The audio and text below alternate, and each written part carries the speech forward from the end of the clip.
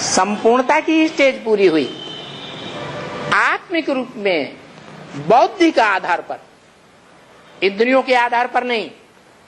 क्या माने बुद्धि में जो संकल्प चल रहे हैं वो संकल्प ज्ञान युक्त ही चलेंगे, अज्ञान के संकल्प नहीं चल सकते। तो बोला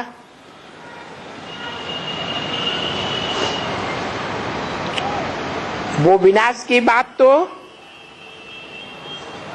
ठीक रही, वो 10 वर्ष लगे कि 40 वर्ष लगे कि 50 वर्ष लगे कि 100 वर्ष लगे,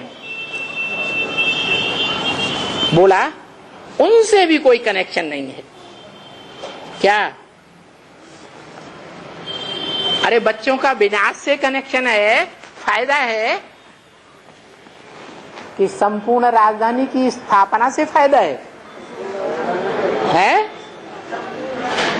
नरक के विनाश से कनेक्शन है बच्चों का, बुद्धि का, या स्वर्ग बन जाने से फायदा है? तो जो संपूर्ण स्वर्ग बन रहा है उसके लिए बोलो, वो संपूर्ण स्वर्ग भी तो आगे चल करके देखेंगे ना कि 36 में टोटल विनाश हो जाएगा तो हथेली पे आम जम जाएगा। है? हथेली पे आम का वृक्ष खड़ा किया जा सकता है? टाइम लगेगा ना। तुम पहले तो बोलो समझने वालों से, क्या तुम पहले तो पति से पावन तो बन जाओ। तुम पावन बनेंगे तो पतितों का खलासा होगा। क्या? पतितों का, बगुला बुद्धियों का खलासा हो जाएगा, क्योंकि हंस बगुले इकट्ठे रह नहीं सकते। तो पहले तुम क्या करो, पतित से पावन तो बन जाओ। कहां तक पावन बन जाओ? संकल्पों तक पावन बन जाओ, कोई भी विकारी संकल्प न चल सके। विकारी संकल्प नहीं चलेगा तो दृष्टि भी विकारी नहीं बनेगी। नहीं तो बाप कहते हैं 10, 20, 50 विकारी दृष्टि की भूलें रोज ही करते होंगे बच्चे। दृष्टि अगर पावन बन जाए तो क्या रह गया पावन बनने के लिए? तो इस धुन में लगे रहो। कौन सी धुन? कि हम वाइब्रेशन से, संकल्पों से, दृष्टि से, ज्ञान इंद्रियों से, कर्म इंद्रियों से पहले क्या बन जाएं? पावन पवित्र तो बन जाएं। पिछाड़ी तक इस धुन में लगे रहो। पिछाड़ी माने है महामृत्यु के समय तक। सामान्य मृत्यु तो 84 जन्म में होती ही रही, उसको महामृत्यु नहीं कहेंगे। महामृत्यु कब कहेंगे? जब सारी दुनिया की मृत्यु एक साथ ही हो जाए।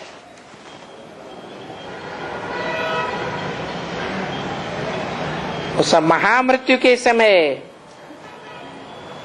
तक, पिछाड़ी तक भी।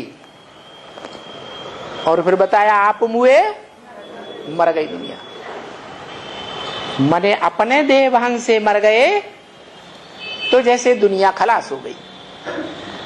जब तक जीना है देवहन में तब तक पीना है।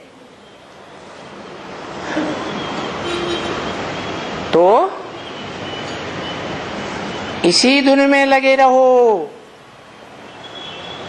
जब तक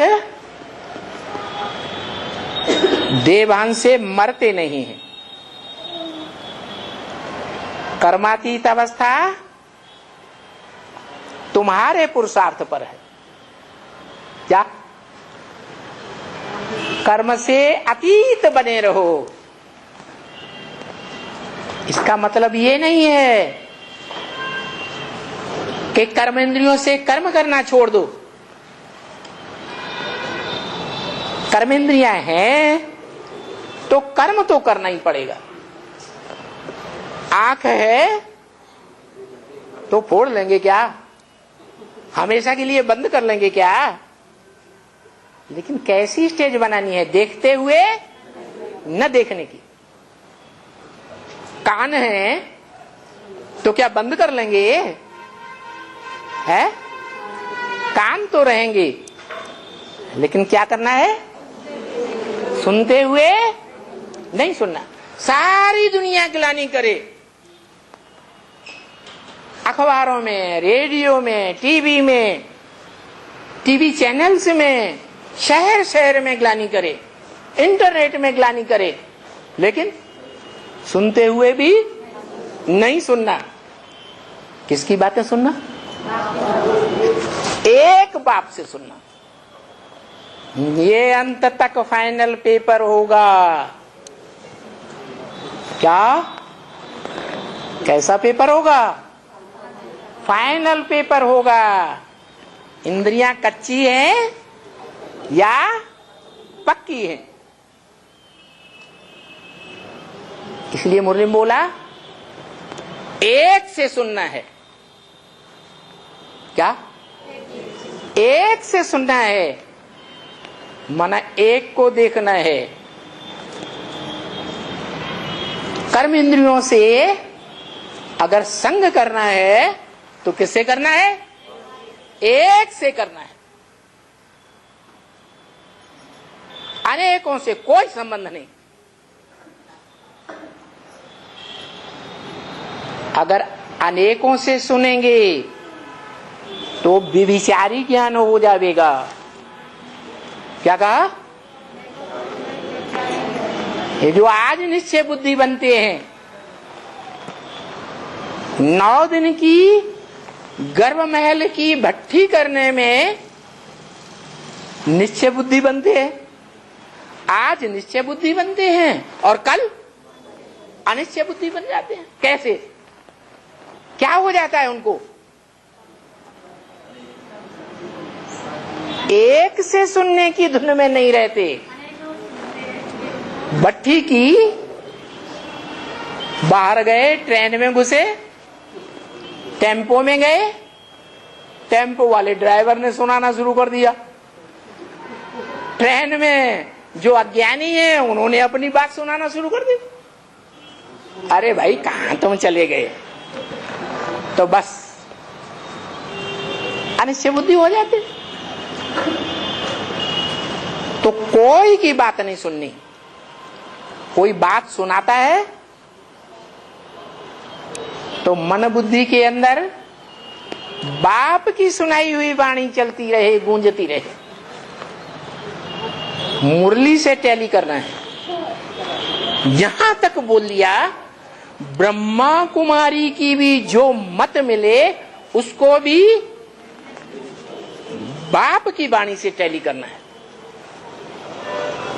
वो भी झूठ बोल सकती है, वो भी हमको झूठी बातें सुनाकर, अफवाह सुना करके नीचे गिरा सकती है।